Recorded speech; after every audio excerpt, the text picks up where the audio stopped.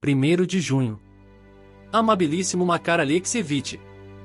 Queria tanto fazer alguma coisa para lhe agradar e lhe dar prazer, por toda a sua dedicação, por todo o amor e pelos sacrifícios que faz por mim, que por tédio me decidi afinal a remexer em minha cômoda e procurar meu caderno, que lhe envio agora.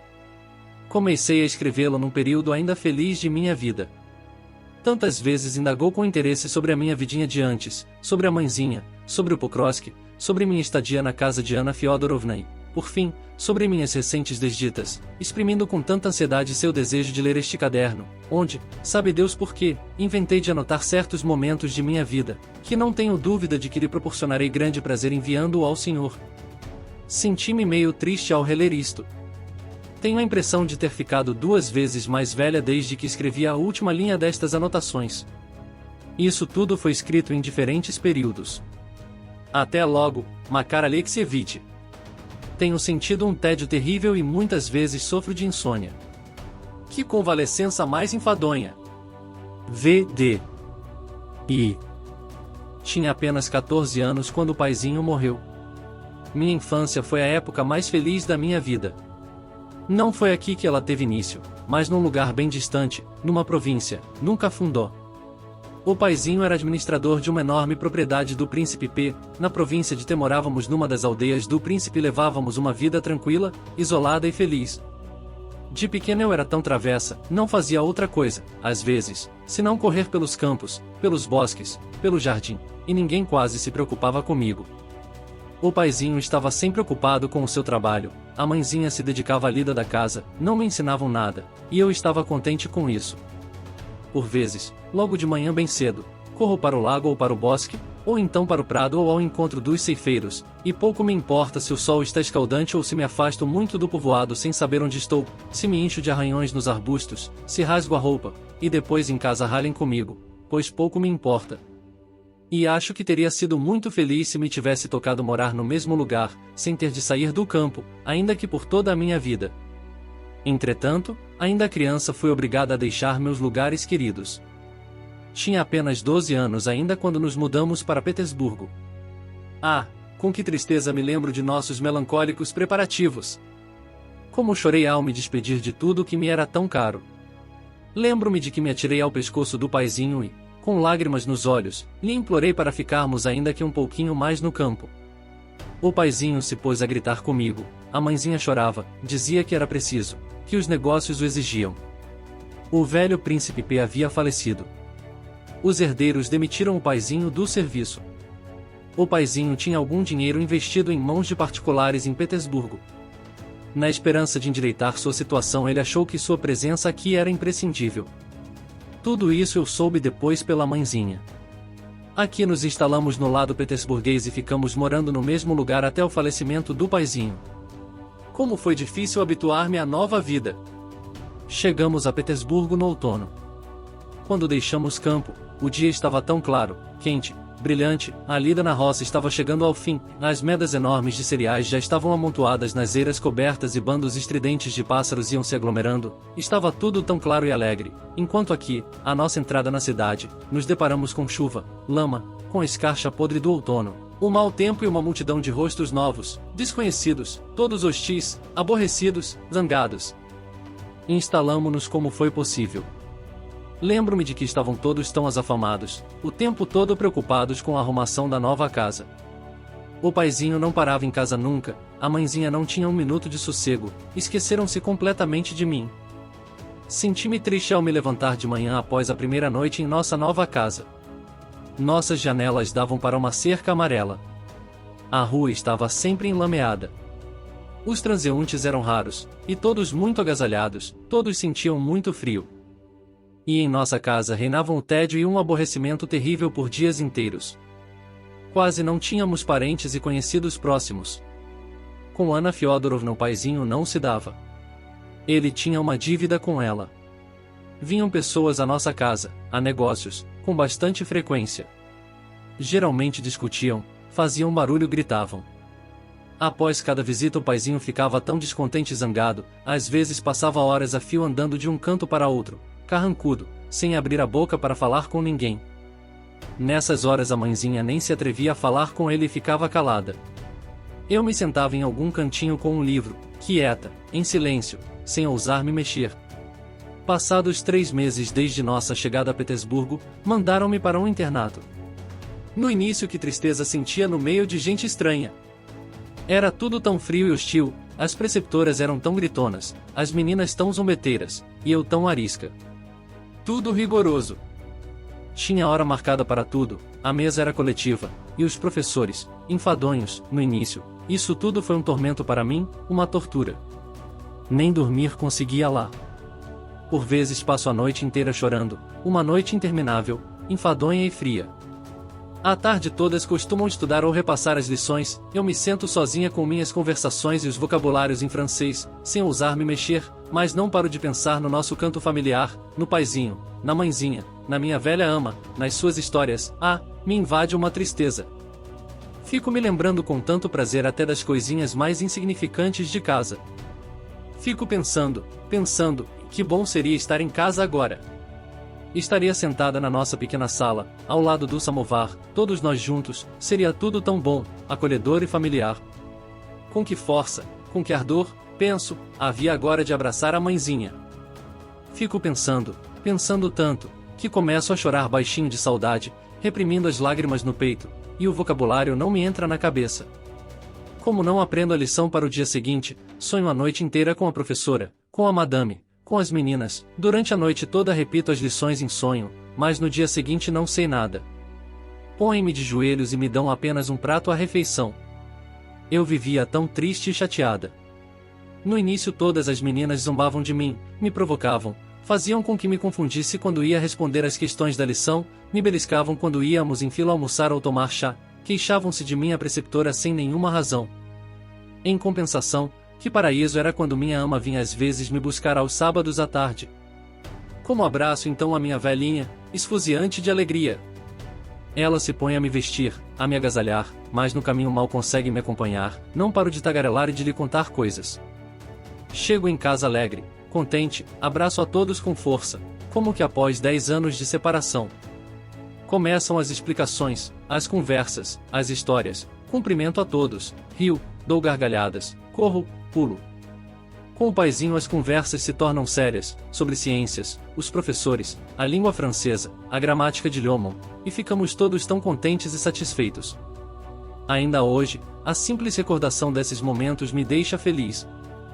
Fazia todo o esforço possível para estudar e contentar o paizinho. Via que sacrificava seus últimos recursos comigo, quando sabe Deus o que ele próprio fazia para se virar. A cada dia se tornava mais e mais soturno, insatisfeito e zangado, ficou com um temperamento terrível, os negócios não iam bem e tinha um monte de dívidas. A mãezinha às vezes tinha medo até de chorar, tinha medo de pronunciar uma simples palavra e deixar o paizinho zangado. Ela acabou ficando doente, foi emagrecendo, e começou a ficar com uma tosse feia. Às vezes venho do internato e só encontro rostos tão tristes, a mãezinha chorando em silêncio e o paizinho irritado. Começariam as reprimendas e recriminações. O paizinho se poria dizer que não lhe proporciono nenhuma alegria, nenhum consolo, que por minha causa eles se privam dos últimos recursos e eu até agora não falo francês. Em suma, descarregava todos os seus fracassos, todas as suas desditas, tudo, sempre em cima de mim e da mãezinha. Mas como era possível martirizar assim minha pobre mãezinha?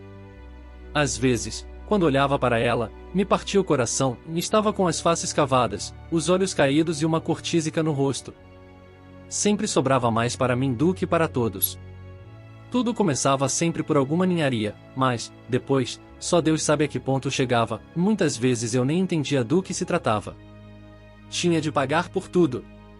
Uma hora é a língua francesa, outra hora porque eu sou uma completa imbecil, ou então é a inspetora do nosso internato que é uma mulher estúpida e negligente, que não se preocupa com nossa moral, que o paizinho até agora não conseguiu encontrar para si um trabalho, e que a gramática de Lyommon não vale nada, enquanto a de Zapolsky é muito melhor, que estavam jogando tanto dinheiro fora comigo a troco de nada, que eu, pelo visto, era insensível, de pedra, resumindo, pobre de mim, que me esforçava tanto para decorar os diálogos e o vocabulário, mas levava a culpa de tudo, era responsável por tudo. E isso, não porque o paizinho não gostasse de mim, absolutamente, por mim e pela mãezinha ele daria a vida. Mas, o que fazer? Era o seu temperamento. As preocupações, os desgostos e a falta de sorte levaram o pobre paizinho ao limite do esgotamento, tornou-se desconfiado e bilioso, muitas vezes ficava à beira do desespero, começou a descuidar da saúde, apanhou um resfriado e, de repente, adoeceu. Seu sofrimento não durou muito tempo e faleceu de maneira tão repentina, tão súbita, que todas nós, por alguns dias, ficamos aturdidas com o choque. A mãezinha estava como que entorpecida, cheguei a temer por seu juízo. Mal o paizinho faleceu, os credores começaram a surgir à nossa porta como se rompessem em bando da terra. Entregamos até o que não tínhamos. Nossa casinha no lado petersburguês, que o paizinho comprara meio ano após nossa mudança para Petersburgo, também foi vendida. Não sei o que foi feito do resto, mas nós mesmas ficamos sem um teto, sem um abrigo, sem ter o que comer. A mãezinha sofria de uma doença que a ia consumindo, não conseguíamos nos sustentar, não tínhamos como nos alimentar, esperava-nos o perecimento. Tinha acabado de fazer 14 anos na época. Foi aí que Anna Fyodorovna veio nos visitar. Ela ficou falando que era proprietária de terras e que tinha um grau de parentesco próximo conosco. A mãezinha também dizia que ela era nossa parente, mas muito distante. Enquanto o paizinho era vivo, ela nunca viera nos visitar. Apareceu com lágrimas nos olhos, falando que sentia muito por nós, que se condoía de nossa situação funesta, acrescentou que o paizinho mesmo era o culpado, que ele vivia acima de suas posses, que havia ido muito além do que podia e confiado demais em sua capacidade. Manifestou o desejo de nos conhecer melhor e propôs que esquecêssemos as nossas discórdias, e quando a mãezinha lhe declarou que nunca sentirá antipatia por ela, então derramou umas lágrimas, levou a mãezinha à igreja e encomendou uma missa à alma do pombinho. Foi assim que se referiu ao paizinho. Depois disso se reconciliou solenemente com a mãezinha. Após demorados preâmbulos e advertências, pintando com cores fortes nossa situação funesta, a orfandade e o desamparo, Anna Fyodorovna nos convidou, como ela mesma se exprimiu, a nos abrigarmos em sua casa. A mãezinha agradeceu, mas demorou para se decidir, e uma vez que não havia nada a fazer e proceder de outro modo era absolutamente impossível, então acabou por anunciar a Anna Fyodorovna que aceitávamos sua oferta com gratidão. Como me lembro agora da manhã em que nos mudamos do lado petersburguês para Vassilevsk Ostrov. Era uma manhã de outono clara, seca e gelada. A mãezinha chorava, eu estava muito triste, uma angústia terrível e indescritível oprimia meu peito e afligia minha alma. Foi uma época difícil. Segunda entrada do caderno. De início, enquanto nós, isto é, a mãezinha e eu, ainda não havíamos nos habituado à nossa nova moradia, sentíamos-nos como que assustadas e aterrorizadas na casa de Anna Fyodorovna. Anna Fyodorovna morava em casa própria, na 6ª linha. Na casa havia ao todo 5 aposentos. 3 deles eram ocupados por Anna Fyodorovna e minha prima Sasha, que era criada por ela, uma criança, orfanzinha de pai e mãe. Depois vinha o nosso quarto, e, por fim, no último quarto, ao lado do nosso, estava instalado um estudante pobre, Pokrovsky, pensionista de Anna Fyodorovna. Anna Fyodorovna vivia muito bem, com mais luxo do que se podia supor, mas sua situação financeira era um mistério, assim como as suas ocupações. Andava sempre exafamada, sempre preocupada, saía tanto a pé como de condução várias vezes ao dia, mas o que fazia, com o que se preocupava e por que se preocupava, isso não consegui de maneira alguma adivinhar. Tinha muitos conhecidos e de todo tipo.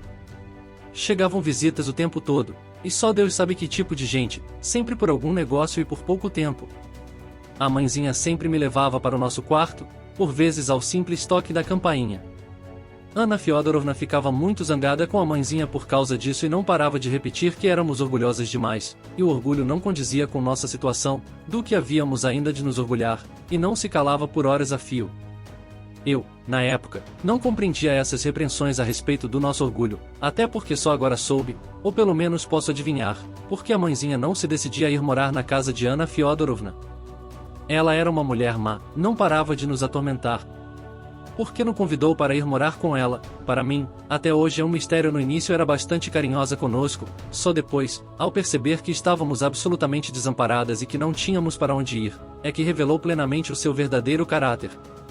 Posteriormente se tornou muito carinhosa comigo, carinhosa a um ponto que chegava a ser meio grosseiro, que beirava a lisonja, mas antes disso também eu tive de me armar de paciência junto com a mãezinha.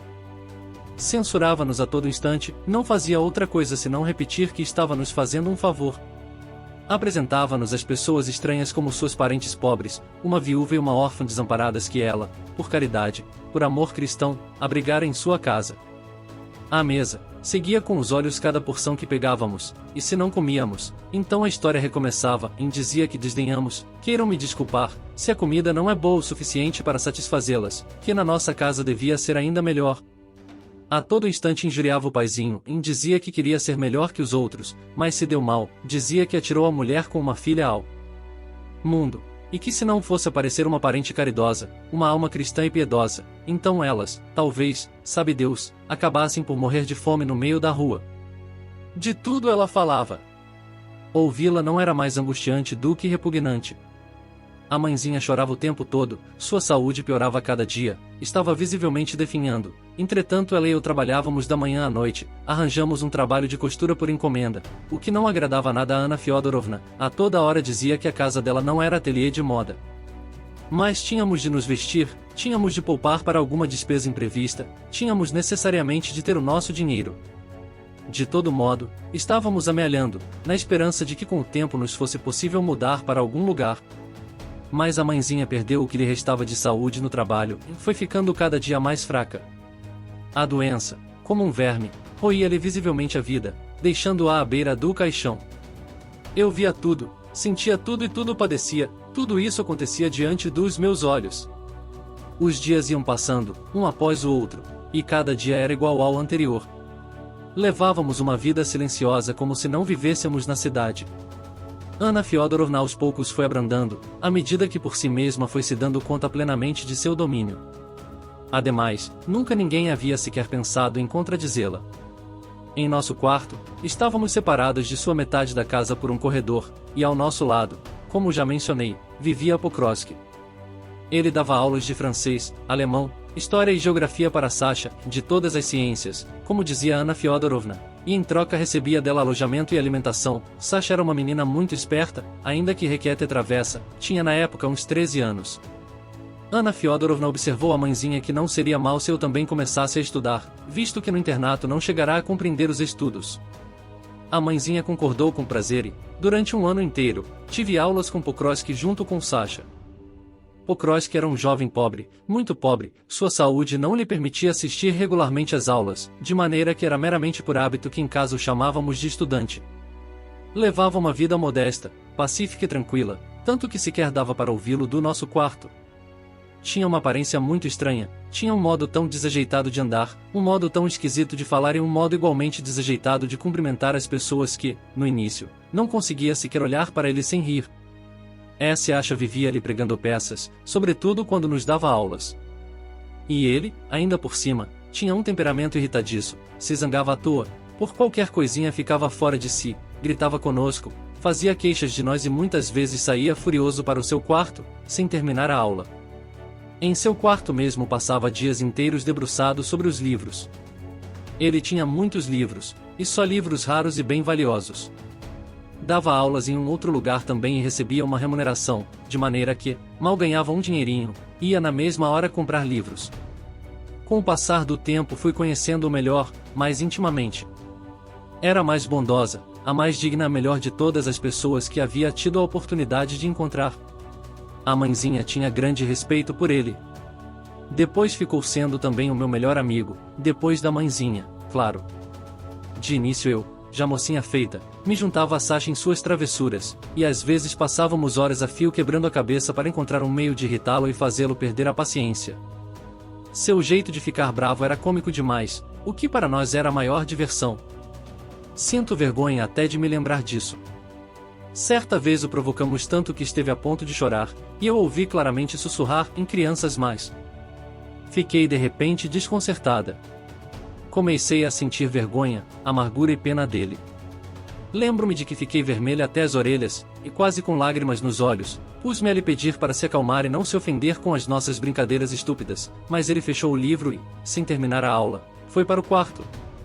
Passei o dia todo atormentada pelo remorso. A ideia de que nós, umas crianças, com nossa crueldade, o havíamos feito chorar, era-me insuportável. Quer dizer então que estávamos esperando as suas lágrimas. quer dizer que era o que queríamos, quer dizer que havíamos conseguido esgotar-lhe a paciência, que havíamos levado o infeliz, coitado, a se lembrar a força de sua sorte cruel. O desgosto, a tristeza e o arrependimento não me deixaram dormir a noite inteira. Dizem que o arrependimento alivia a alma, e ao contrário. Não sei como foi que o amor próprio se misturou à minha amargura. Não queria que ele me visse como uma criança. Na época já estava com 15 anos. Desse dia em diante comecei a torturar minha imaginação, criando 1000 planos para fazer com que Pokrovsky de repente mudasse de opinião a meu respeito. Mas às vezes era tímida e acanhada, e na situação em que me encontrava não conseguia me decidir por nada, limitava-me apenas a sonhar, e Deus sabe que sonhos. Parei de fazer brincadeiras com Sasha, ele parou de se zangar conosco, mas para o meu amor próprio isso era pouco. Agora quero dizer algumas palavras sobre a pessoa mais estranha, mais curiosa e mais patética de todas as que já me aconteceu encontrar. O motivo por que falo dele agora, justamente nesse ponto das minhas anotações, é que até essa época mesmo quase não lhe tinha prestado nenhuma atenção, de forma que tudo que se referia a Pokrovsky de repente adquiriu um interesse especial para mim. De vez em quando aparecia lá em casa um velho sujo, mal vestido, baixinho, de cabelos grisalhos, desajeitado, acanhado, resumindo, estranho como ele só. À primeira vista podia-se pensar que alguma coisa o deixava como que acanhado, como se tivesse vergonha de si próprio. Por isso ficava sempre meio encolhido, fazia uns trejeitos, por suas maneiras e pelos trejeitos podia-se concluir, quase sem medo de errar, que não estava em seu juízo perfeito. Vem às vezes à nossa casa, fica parado à entrada, atrás da porta de vidro, sem se atrever a entrar. Se alguém de nós passa por perto, eu, a Sasha ou algum criado que ele sabia ser mais bondoso com ele, começa então a acenar no mesmo instante, a chamar a atenção para si, a fazer vários sinais, e apenas quando acenamos para ele com a cabeça, chamando-o, sinal convencionado de que não havia ninguém estranho, de que podia entrar quando quisesse, só então o velhinho abria a porta devagarinho, sorria satisfeito, esfregava as mãos de contentamento e ia, na pontinha dos pés, direto para o quarto de Pokrovsky. Este era o pai dele. Mais tarde vinha conhecer em detalhes a história deste pobre velho. Houve uma época em que foi funcionário de uma repartição, mas não tinha a menor capacidade e ocupava o pior cargo, o mais rebaixado no serviço. Quando morreu sua primeira mulher, a mãe do estudante Pokrovsky, ele inventou de se casar pela segunda vez e se casou com a filha de um comerciante. Com a chegada da nova esposa em casa tudo virou de pernas para o ar, ela não deixava ninguém em paz, tinha todos nas mãos. O estudante Pokrovsky ainda era uma criança de uns 10 anos na época. A madrasta tomou ódio por ele. Mas o destino foi favorável ao pequeno Pokrovsky. O proprietário de terras Bykov, que conhecia o funcionário Pokrovsky que já havia sido uma vez seu benfeitor, pegou a criança sob sua proteção e a colocou em uma escola. Interessou-se por ele porque conhecia sua finada mãe, que ainda mocinha havia sido favorecida por Anna Fyodorovna e por ela dada em casamento ao funcionário Pokrovsky. O Sr. Bykov, conhecido e amigo íntimo de Anna Fyodorovna, movido pela generosidade, deu à noiva 5.000 rublos de dote. Aonde foi parar esse dinheiro, não se sabe. Foi Anna Fyodorovna que me contou tudo isso, o estudante Pokrovsky mesmo nunca gostou de falar dos assuntos de sua família. Dizem que sua mãe era muito bonita, e acho estranho que tenha se casado tão mal, com um homem tão insignificante. Ela morreu bem jovem ainda, uns 4 anos depois do casamento. Da escola o jovem Pokrovsky ingressou num liceu e depois na universidade. Também aí o Sr. Bykov, que vinha com bastante frequência a Petersburgo, não o deixou sem sua proteção. Devido à sua saúde precária, Pokrovsky não pôde prosseguir com os estudos na universidade. O Sr. Bykov apresentou-a em Fyodorovna, recomendou-o pessoalmente, e desse modo o jovem Pokrovsky foi recebido com a condição de, a troco do pão, ensinar a Sasha tudo o que era necessário. O velho Pokrovsky mesmo, amargurado com as crueldades de sua mulher, entregou-se a um vício nefasto, estava quase sempre bêbado. A mulher batia nele, relegou-o a viver na cozinha e o degradou a tal ponto que ele acabou por se acostumar com as surras e os maus tratos sem se queixar. Ele não era ainda muito velho, mas, devido aos maus hábitos, quase perdeu o juízo. O único indício de sentimento humano nobre que havia nele era seu amor ilimitado pelo filho. Diziam que o jovem Pokrovsky se parecia com sua falecida mãe como 2 gotas d'água. Não seria a recordação da bondade de sua primeira mulher que gerava no coração desse pobre velho arruinado um amor tão infinito por ele? O velho nem conseguia mais falar de nada, senão do filho, e o visitava regularmente 2 vezes por semana. Só não ousava vir com mais frequência porque o jovem Pokrovski não conseguia tolerar as visitas paternas. E todos os seus defeitos, o primeiro e maior indiscutivelmente, era o desrespeito pelo pai. Também, pudera, o velho às vezes era a criatura mais intolerável do mundo. Em primeiro lugar, era terrivelmente curioso. Em segundo lugar, com suas conversas e indagações, as mais triviais e descabidas, ficava a todo instante estorvando os estudos do filho, e, por último, às vezes aparecia em estado de completa embriaguez. Aos poucos o filho foi ensinando o velho a abandonar os vícios, a curiosidade, a tagarelice constante, e finalmente chegou a um ponto em que este ouvia em tudo, como a um oráculo, e não se atrevia a abrir a boca sem sua permissão.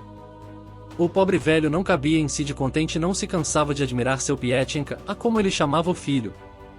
Quando vinha visitá-lo, tinha quase sempre um ar preocupado e tímido, certamente por não saber como o filho havia de recebê-lo. Geralmente demorava para se decidir a entrar, e se calhava de eu aparecer ali, então passava uns 20 minutos só interrogando: e então, como está o Pietchenka? Está bem de saúde?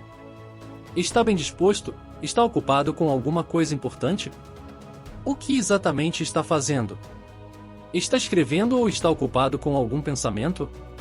Depois que eu o tivesse animado e tranquilizado bastante, então o velho finalmente se decidia a entrar e abria a porta devagarinho, com muito cuidado, enfiava primeiro a cabeça e, se via que o filho não havia se zangado e lhe acenava com a cabeça, então entrava de mansinho no quarto, tirava o capote, o chapéu, que ele trazia sempre amassado, esburacado, com as abas despregadas, pendurava tudo num gancho, fazia tudo em silêncio, sem nenhum ruído, depois se sentava com cuidado em alguma cadeira. E não tirava mais os olhos do filho, seguia cada um de seus movimentos, tentando adivinhar o estado de ânimo de seu Pietchenka.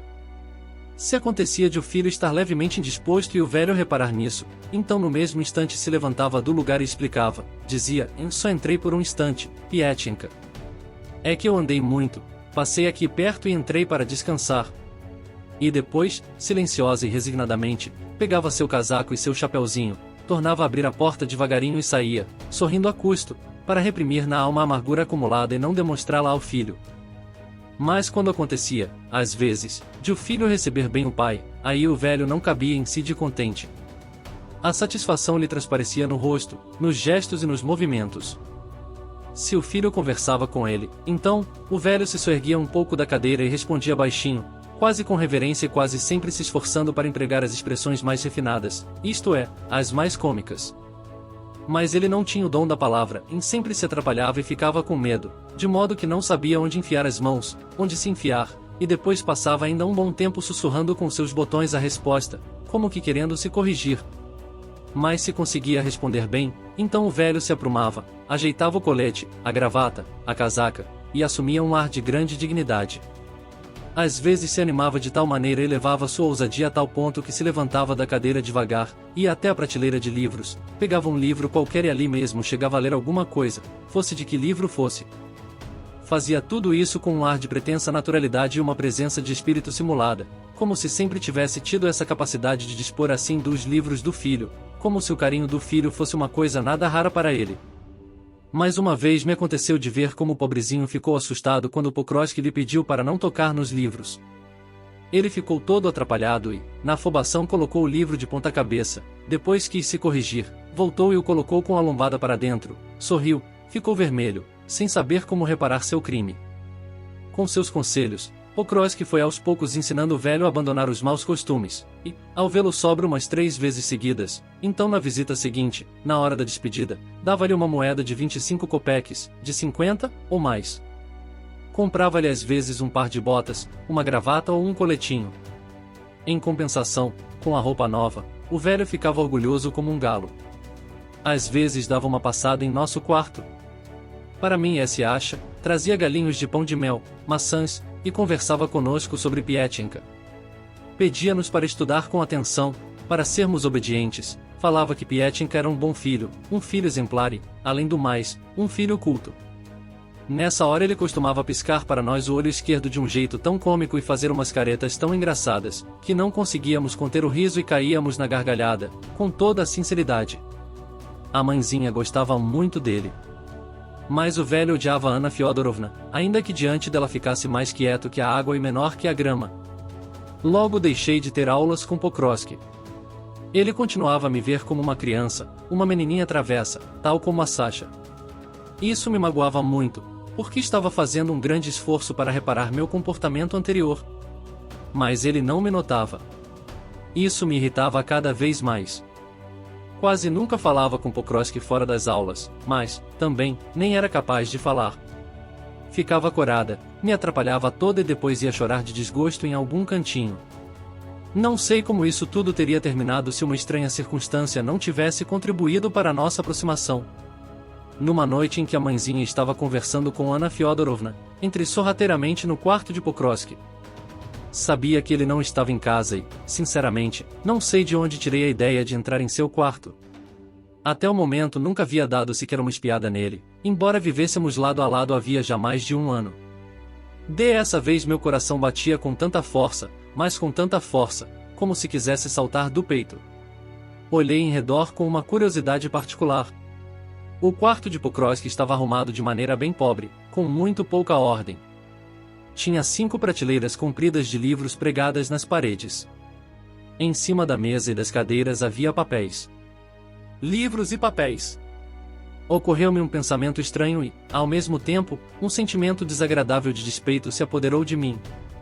Pareceu-me que minha amizade e meu coração amoroso eram muito pouco para ele. Ele era culto, enquanto eu era uma estúpida que não sabia nada, não havia lido nada, um livro sequer. Olhei então com inveja para as prateleiras compridas, abarrotadas de livros. Um despeito, uma angústia e uma espécie de raiva tomaram conta de mim. Desejei, e ali mesmo tomei a decisão de ler os seus livros, todos, do primeiro ao último, e o mais rápido possível. Não sei, pensava, pode ser que, depois de aprender tudo o que ele sabe, serei mais digna de sua amizade.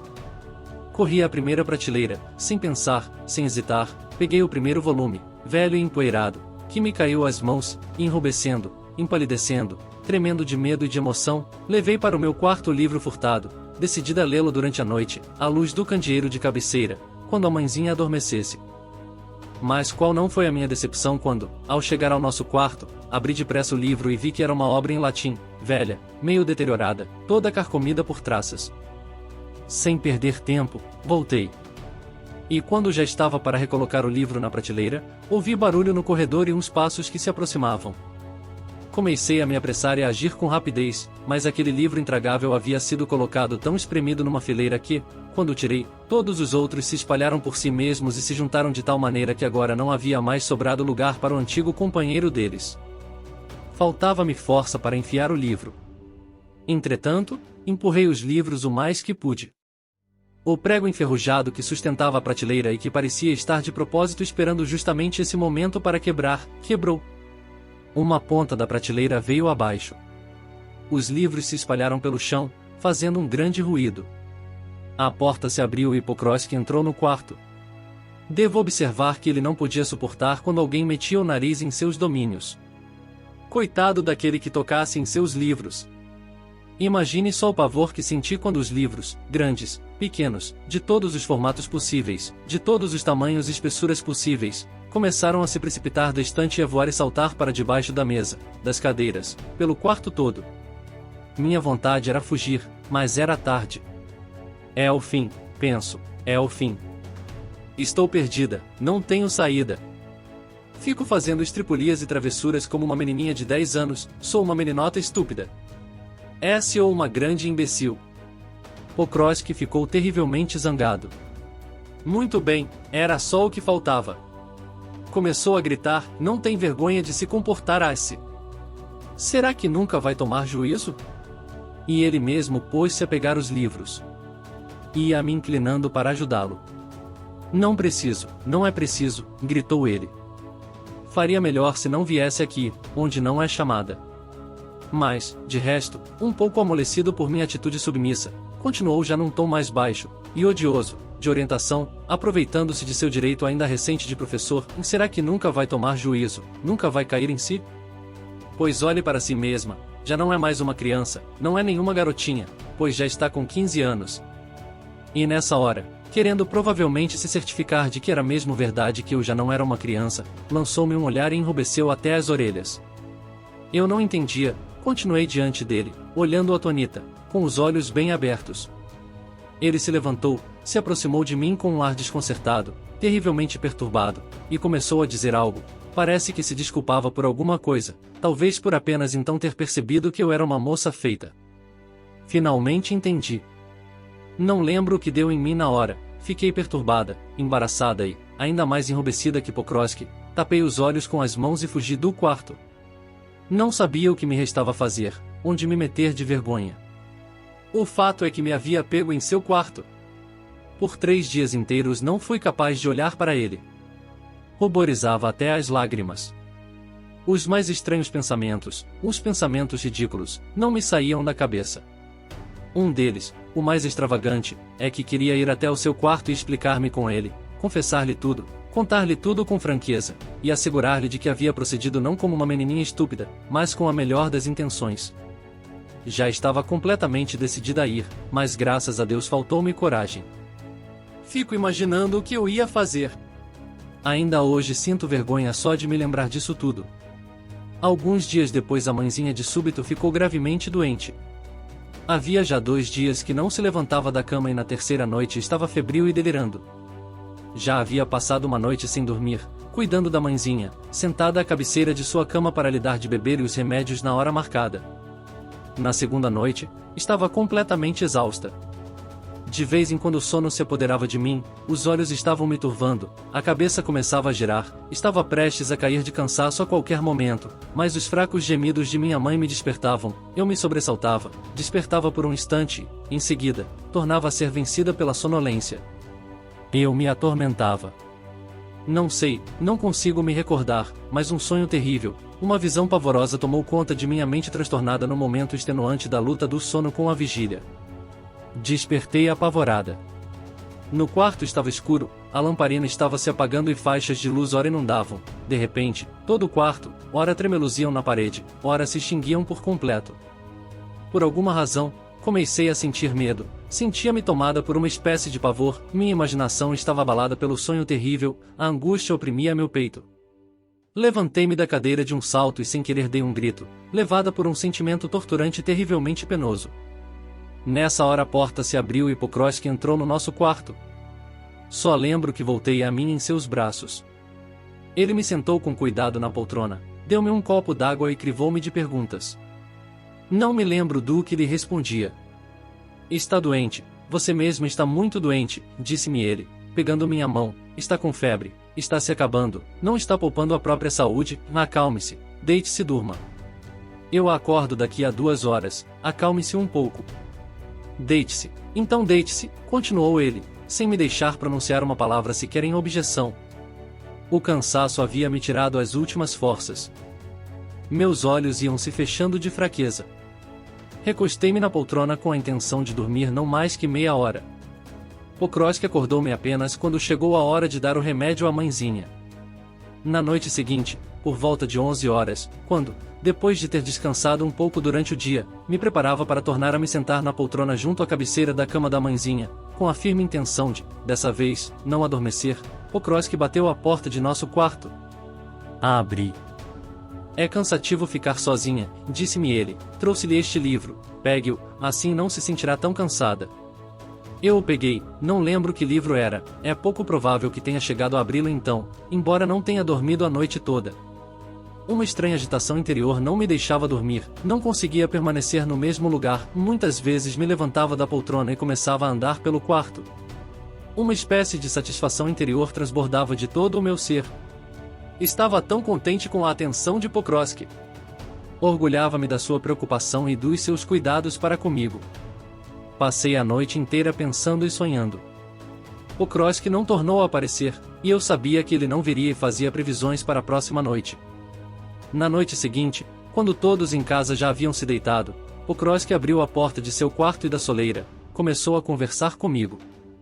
Não me lembro agora de uma só palavra do que dissemos um ao outro, lembro-me apenas de que me sentia acanhada, embaraçada, aborrecida comigo mesma, e de que esperava com impaciência o fim da conversa, embora eu própria tivesse desejado com todas as minhas forças, tivesse sonhado com ela o dia todo e preparado minhas perguntas e respostas. Desde essa noite começou a nascer a nossa amizade. Durante o período da doença da mãezinha, todas as noites passávamos algumas horas juntos. Aos poucos fui vencendo a minha timidez, se bem que após cada conversa nossa sempre achava alguma coisa ainda para me decepcionar comigo mesma. Entretanto, era com uma alegria secreta e uma satisfação orgulhosa que percebia que, por minha causa, ele se esquecia dos seus livros intragáveis. Certa vez, por acaso, por brincadeira, a conversa recaiu sobre a queda deles da prateleira. Foi um momento estranho, acho que fui franca e sincera demais, sentia-me arrebatada por um ardor, por uma exaltação estranha, e confessei-lhe tudo, que eu queria estudar, saber algo, que me sentia aborrecida por me considerarem uma menininha, uma criança.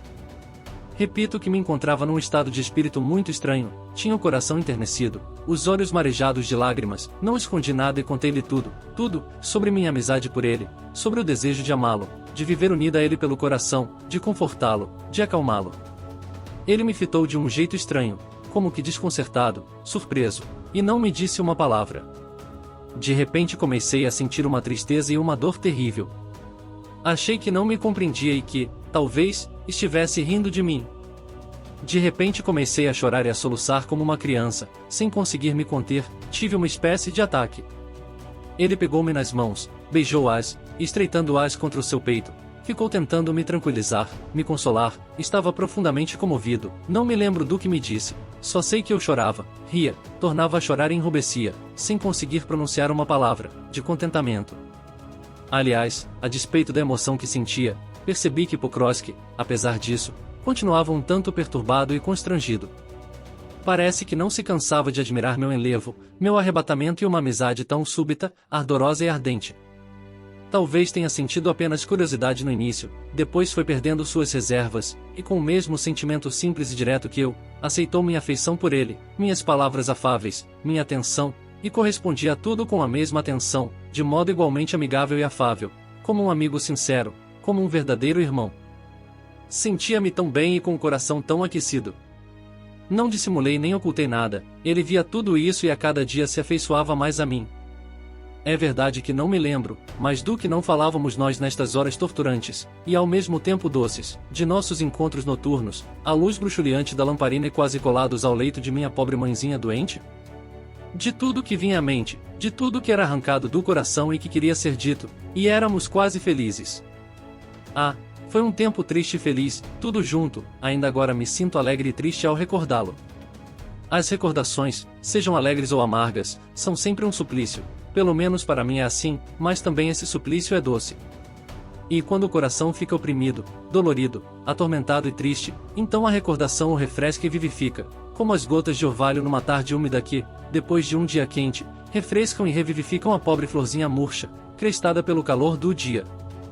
A mãezinha estava convalescendo, mas eu ainda continuava a velar à cabeceira de sua cama. Pokrovsky sempre me emprestava um livro, de início eu lia para não adormecer, depois com mais atenção, depois com avidez, de repente foi se abrindo diante de mim um mundo de coisas novas, que até então ignorava e desconhecia. Novos pensamentos e novas impressões afluíam de uma só vez, numa torrente caudalosa, ao meu coração. E quanto mais inquietação, quanto mais perturbação e esforço me custava a acolhida dessas novas impressões, mais caras elas me eram, mais docemente abalavam toda a minha alma. De repente elas foram se aglomerando em meu coração, de uma só vez, sem lhe dar descanso. Um estranho caos começou a sublevar todo o meu ser. Mas essa violência espiritual não foi capaz, não teve forças para me transtornar por completo. Eu era sonhadora demais, e isso me salvou. Quando a mãezinha ficou melhor, cessaram nossos encontros noturnos e nossas longas conversas, às vezes conseguíamos trocar algumas palavras, em geral triviais e insignificantes, mas eu senti prazer em conceder a tudo um significado próprio, uma apreciação própria especial e subentendida. Minha vida estava completa, eu estava feliz e tranquila, serenamente feliz. E assim se passaram algumas semanas. Uma vez o velho Pokrovsky veio nos ver.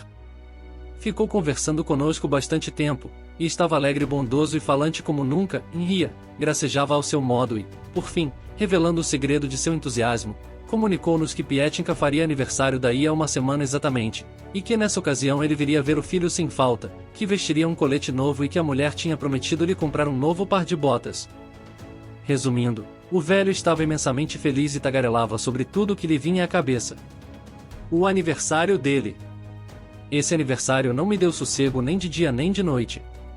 Estava terminantemente decidida a lembrar a Pokrovski a minha amizade e dar-lhe um presente. Mas o que? Acabei tendo a ideia de lhe dar livros. Sabia que ele gostaria de ter as obras completas de Pushkin, a última edição, e decidi comprar o Pushkin. Dei dinheiro meu mesmo, tinha uns 30 rublos, ganhos com trabalhos de costura. Esse dinheiro estava reservado para um vestido novo. Mandei imediatamente nossa cozinheira, a velha Matriona, saber quanto custava todo o Pushkin. Que infelicidade! O preço de todos os 11 volumes, incluindo o custo da encadernação, era de pelo menos 60 rublos. Onde havia de arranjar esse dinheiro? Fiquei pensando, sem saber que decisão tomar. Pedir à mãezinha não queria. Claro que a mãezinha teria me ajudado sem pestanejar, mas nesse caso todos em casa iam ficar sabendo do nosso presente, e além disso o presente se transformaria numa forma de recompensa, de pagamento pelo ano inteiro de trabalho de Pokrovski. Minha vontade era presenteá-la sozinha, escondida de todos. Já por sua dedicação a mim, queria ser-lhe eternamente devedora, sem qualquer espécie de pagamento que fosse, a não ser a minha amizade. Acabei inventando um jeito de sair do apuro. Sabia que nos alfarrabistas do Gostinivor é possível comprar livros até pela metade do preço, regatear, e muitas vezes com pouco uso e quase completamente novos. Contava ir sem falta ao Gostinivor. E foi o que aconteceu. No dia seguinte mesmo surgiu uma urgência tanto de nossa parte como da parte de Anna Fyodorovna. A mãezinha não se sentia muito bem e Anna Fyodorovna, muito a propósito, estava com um pouco de preguiça, de modo que lhes tocou encarregar-me de todas as incumbências, e saí junto com Matriona. Por sorte, encontrei o Pushkin bem rapidamente numa encadernação bem bonita. Comecei a regatear e de início pediram mais do que custava nas livrarias, mas, aliás a muito custo, depois de sair e voltar várias vezes, acabei levando o comerciante a um ponto que ele abaixou o preço e limitou suas exigências a apenas 10 rublos de prata. Como foi divertido regatear! A pobre Matriona não conseguia entender o que se passava comigo e a troco de que eu tinha inventado de comprar tantos livros. Mas que horror! Todo o meu capital era de 30 rublos em notas, e o comerciante não concordava de maneira alguma em deixar por menos. Comecei finalmente a lhe suplicar e, de tanto implorar, acabei conseguindo.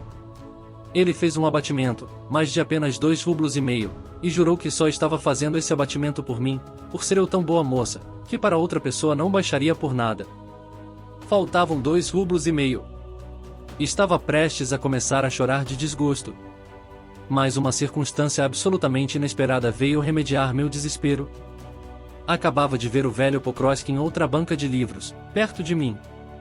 Estava rodeado por 4 ou 5 livreiros, e eles, decididamente, o estavam fazendo perder a cabeça e deixando-o completamente fatigado. Cada um lhe oferecia a sua mercadoria, e o que lhe ofereciam, e o que queria ele comprar. O pobre velho estava como que encurralado no meio deles, sem saber o que pegar daquilo que lhe ofereciam. Aproximei-me dele e perguntei-lhe o que estava fazendo ali. O velho ficou muito contente em me ver, ele tinha loucura por mim, talvez não menos do que por Pietchenka. Olha só, estou comprando livros, Varvara Alexievna, respondeu-me ele, estou comprando livros para Pietchenka. Pois o dia de seu aniversário está chegando e ele gosta de livros, então estou aqui comprando uns para ele. O velho já tinha sempre um jeito cômico de se exprimir, mas agora, ainda por cima, estava completamente atordoado. Deu o que quer que fosse que perguntasse o preço, era sempre 1 rublo de prata, 2 rublos, 3 rublos de prata, já dos livros grandes sequer perguntava o preço, mas mesmo assim lançava uns olhares de cobiça para eles, virava suas folhinhas com os dedos, virava e revirava-os nas mãos e os recolocava no lugar. Não, é caro, dizia a meia voz, mas talvez aqui haja alguma coisa, e nisso recomeçava a folhear uns caderninhos fininhos, umas coletâneas de canções, uns almanaques, tudo coisinha barata. Mas para que o senhor está comprando essas coisas? Perguntei-lhe eu, isso tudo é uma grande bobagem. Oh, não, respondeu-me ele, não, dê só uma olhada, que livros bons há aqui, há uns livros muito, muito bons. E arrastou as últimas palavras meio cantando, e de modo tão lastimoso, que tive a impressão de que estava prestes a chorar de desgosto porque os livrinhos bons são caros e de que no mesmo instante uma lagrimazinha rolaria de suas faces pálidas em seu nariz vermelho. Perguntei-lhe se tinha muito dinheiro. Aqui está, e nisso o pobrezinho tirou todo o seu dinheiro, que estava enrolado num papelzinho de jornal imundo. Tem uma moedinha de 50 copeques, 2 moedinhas de 20 copeques e 20 copeques em cobre. Eu o arrastei imediatamente para o meu livreiro. Veja, todos estes 11 livros juntos custam 32 rublos e 50 copeques, eu tenho 30, acrescente 2 rublos e meio e nós compramos todos estes livros e o presenteamos juntos. O velho ficou louco de alegria, despejou todo o seu dinheiro, e o livreiro o carregou com toda a nossa biblioteca. O meu velhote pôs livros em todos os bolsos, debaixo dos braços, juntou-os com as 2 mãos e levou tudo para sua casa, dando-me sua palavra de que traria todos os livros no dia seguinte, em surdina, para a minha casa. No dia seguinte o velho veio ver o filho, passou uma horinha com ele, como de costume, depois deu uma passada em nosso quarto e se sentou ao meu lado com um ar comicamente enigmático. Primeiro com um sorriso, esfregando as mãos pela satisfação orgulhosa de estar de posse de um segredo, comunicou-me que os livros todos haviam sido trazidos à nossa casa sem que ninguém percebesse e estavam num cantinho da cozinha sob a proteção de Matriona. Depois a conversa passou naturalmente para a data esperada, em seguida o velho se pôs a falar de como daríamos o nosso presente. Quanto mais se aprofundava no assunto, quanto mais falava dele, mais evidente ia se tornando para mim que alguma coisa lhe ia na alma, a qual ele não conseguia, não ousava e tinha até medo de exprimir. Fiquei esperando calada. A alegria secreta, a satisfação secreta que eu até então havia facilmente lido em suas maneiras estranhas, em suas caretas, piscadelas com o olho esquerdo, tinham desaparecido. A cada momento ia ficando mais e mais inquieto e melancólico, até que não pôde mais se conter. Ouça, começou timidamente, a meia voz, ouça, Varvara Alexievna, sabe o que é, Varvara Alexievna? O velho estava terrivelmente embaraçado. Veja, quando chegar o dia do aniversário dele pegue 10 livros e dê a ele pessoalmente de presente, isto é, por si mesma, em seu próprio nome, já eu pegarei o 11º apenas e também lhe darei por mim mesmo, isto é, em meu próprio nome.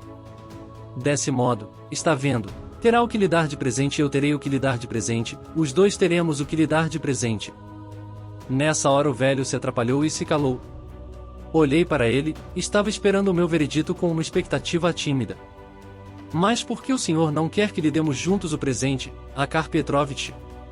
Por nada, Varvara Alexievna, é por isso, é que eu, uma coisa dessas, resumindo, o velho ficou embaraçado, rubro, com a frase entalada, sem conseguir sair do lugar. Está vendo, explicou-se ele, finalmente, sabe, Varvara Alexievna, às vezes faço das minhas, isto é, quero lhe informar que vivo aprontando das minhas, quase sempre apronto. Estou habituado a coisas que não são boas, isto é, sabe como é quando acontece de estar bem frio no pátio, então às vezes acontecem umas coisas desagradáveis, ou se fico lá de algum modo deprimido, ou se alguma coisa ruim acontece, de modo que às vezes não me contenho e apronto das minhas, e às vezes bebo demais. Isso desagrada muito ao Pietrucha. E então ele fica zangado, sabe, Varvara Alexievna, ralha comigo e começa a me pregar lições de moral. De modo que gostaria agora de lhe demonstrar eu mesmo, com o meu presente, que estou começando a me emendar e a me comportar bem. Que economizei para lhe comprar um livro, que economizei por muito tempo, porque dinheiro mesmo quase nunca tenho, a não ser quando acontece de Pietrucha me dar algum. E ele sabe disso. Portanto, há de ver o emprego que dou ao meu dinheiro e saber que faço isso tudo unicamente por ele. Senti tanta pena do velho. Pus-me a pensar por um momento. O velho deitou-me um olhar preocupado, pois ouça, Akar Petrovich, disse-lhe eu, dê-lhe o senhor de presente todos eles. Todos, como? Isto é, os livros todos, isso mesmo, os livros todos. E da minha parte? Da sua parte. A pena da minha parte? Isto é, em meu próprio nome? Isso mesmo, em seu próprio nome, achei que havia explicado bem claramente, mas o velho demorou muito para conseguir me entender.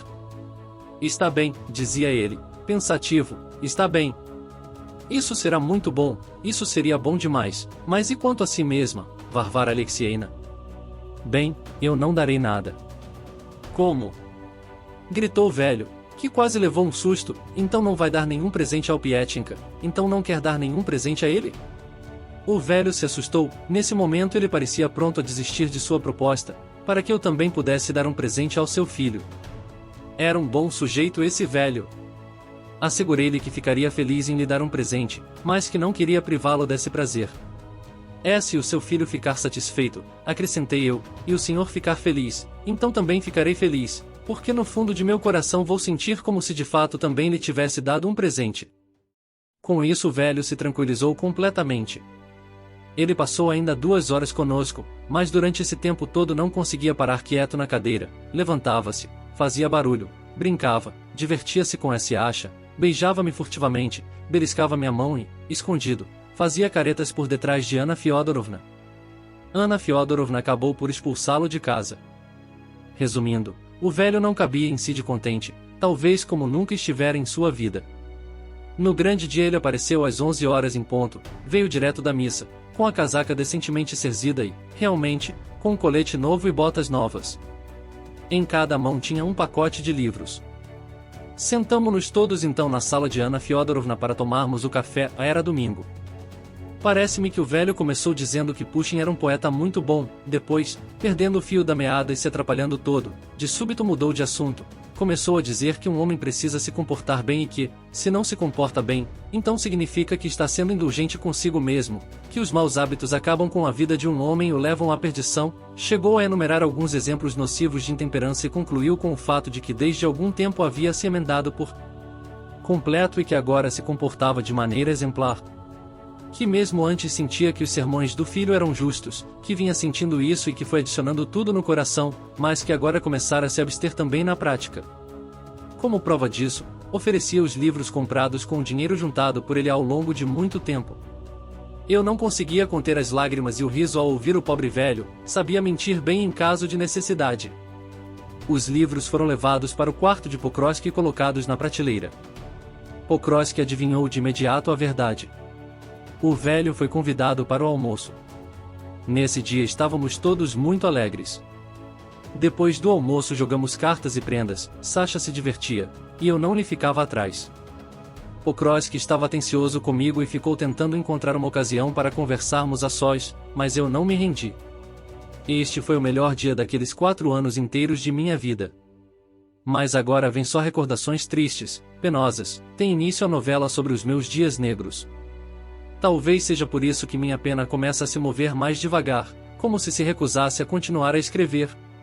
Talvez seja por isso que tenho passado com tanto entusiasmo e tanto amor para minha memória até os pormenores mais insignificantes de minha insignificante vidinha nos meus dias felizes. Esses dias duraram tão pouco, foram substituídos pelo desgosto, um desgosto amargo, que só Deus sabe quando terá fim. Minha desdita começou com a doença e a morte de Pokrovsky.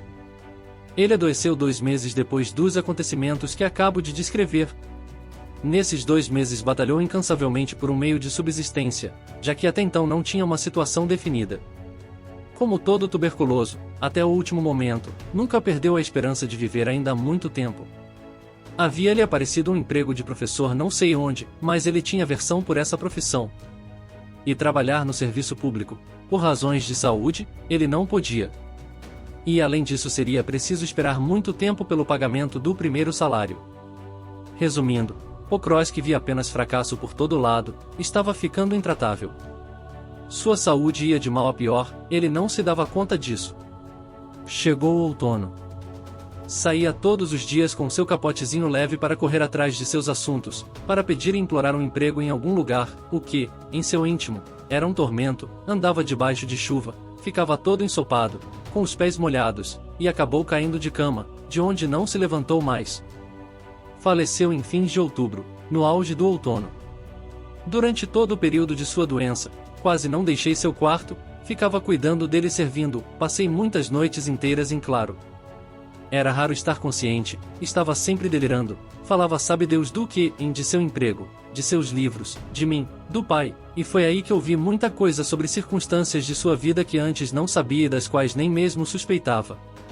Nos primeiros tempos de sua doença, todos em casa olhavam para mim de um jeito estranho. Anna Fyodorovna abanava a cabeça.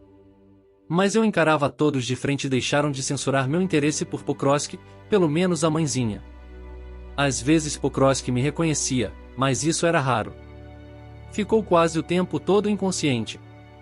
Às vezes passava noites inteiras falando com alguém, com palavras vagas e ininteligíveis, e sua voz rouca repercutia em seu quarto apertado de um modo abafado, como que de dentro de um caixão. Nesses momentos eu ficava apavorada.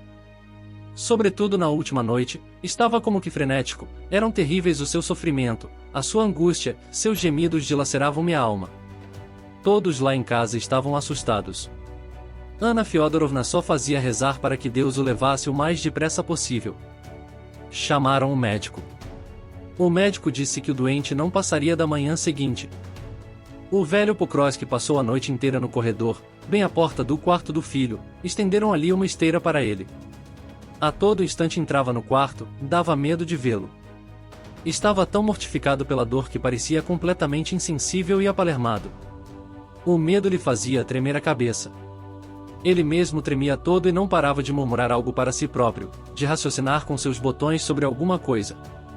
Achei que ele ia enlouquecer de amargura. Antes do amanhecer, exaurido pela dor da alma, o velho adormeceu como um morto em sua esteira. Aí pelas 8 horas o filho entrou em agonia, foi acordar o pai. Pokrovski estava plenamente lúcido e se despediu de todos nós. Que coisa estranha! Eu não conseguia chorar, mas estava com o coração dilacerado. Porém, o que me torturou e martirizou mais do que tudo foram seus derradeiros instantes. Com a língua entorpecida, passou muito tempo pedindo-me algo e eu não conseguia compreender nenhuma de suas palavras. Confrangia-me o coração de dor. Passou uma hora inteira inquieto, o tempo todo angustiado por alguma coisa, esforçando-se para fazer um sinal com as mãos frias. Depois recomeçou a pedir queixosamente, com uma voz rouca e surda, mas suas palavras eram sons desconexos, e eu de novo não conseguia entender nada. Levava todo o pessoal de casa para perto dele, dava-lhe de beber, mas ele só fazia balançar a cabeça com tristeza. Por fim entendi o que queria. Pedia-me para levantar a cortina e abrir os contraventos. Sua vontade certamente era de ver o dia, a luz divina, o sol, pela última vez. Abri a cortina, mas o dia que despontava estava tão triste e melancólico como a pobre vida do moribundo, que se extinguia. Não havia sol. As nuvens cobriam o céu com uma névoa espessa, ele estava tão chuvoso, sombrio e melancólico.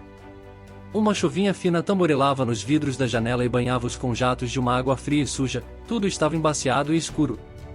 Os raios do dia pálido penetravam tenuamente no quarto e mal conseguiam competir com a luz trêmula da lamparina acesa diante do ícone. O moribundo fitou-me com imensa tristeza e balançou a cabeça. 1 minuto depois estava morto. A própria Anna Fyodorovna se encarregou do funeral. Foi comprado um caixão muito simples, contratado um carroceiro. Para cobrir as despesas, Anna Fyodorovna se apossou de todos os livros e de todas as coisas do falecido. O velho discutiu com ela, fez barulho, tirou dela quantos livros pôde, encheu todos os seus bolsos com eles, colocou-os no chapéu, onde pôde, carregou-os todos os 3 dias e não os largou nem mesmo na hora de ir para a igreja. Durante estes dias todos ele parecia estar desmemoriado, como que abobalhado, e passou o tempo todo atarefado em volta do caixão, cuidando de tudo com um estranho desvelo, em ora recompondo a coroinha no falecido, ora acendendo e retirando velas. Via-se que não conseguia concentrar os pensamentos em nada. Nem a mãezinha nem Anna Fyodorovna foram à igreja para a missa de corpo presente. A mãezinha estava doente, e Anna Fyodorovna, embora tivesse se aprontado toda, brigou com o velho Pokrovski e ficou em casa. O velho e eu fomos os únicos presentes. Na hora da missa fui acometida por uma sensação de medo, como se fosse um pressentimento do futuro. Mal conseguia me aguentar de pé na igreja. Finalmente o caixão foi fechado, pregado, colocado na carroça e levado. Eu o acompanhei somente até o fim da rua. O cocheiro saiu a trote. O velho corria atrás dele chorando alto, um pranto trêmulo e entrecortado, por causa da corrida. O infeliz perdeu o chapéu e nem se deteve para apanhá-lo. Ficou com a cabeça molhada de chuva, levantaram uma ventania, a escarcha fustigava-lhe o rosto, partindo todo. O velho parecia não se dar conta do mau tempo e corria em pranto de um lado para o outro da carroça. As abas de seu decrépito sobretudo esvoaçavam como asas ao vento. De todos os seus bolsos assomavam livros, em sua mão havia um livro enorme, que estreitava fortemente contra o peito. Os transeuntes tiravam o chapéu e faziam o sinal da cruz. Outros paravam assombrados, para ver o pobre velho. A todo instante lhe caíam livros dos bolsos na lama. As pessoas o paravam, para apontar-lhe os livros perdidos, ele os apanhava e se punha de novo a correr no encalço do caixão. Na esquina, uma velha mendiga juntou-se a ele para acompanhar o caixão. A carroça de repente dobrou a esquina e desapareceu de minha vista. Voltei para casa. Atirei-me nos braços da mãezinha num estado de angústia terrível. Eu a estreitava fortemente em meus braços e a beijava, soluçando, estreitava-me a ela com medo, como se quisesse prender com meu abraço o meu último amigo e não entregá-lo à morte. Mas a morte já rondava a pobre mãezinha.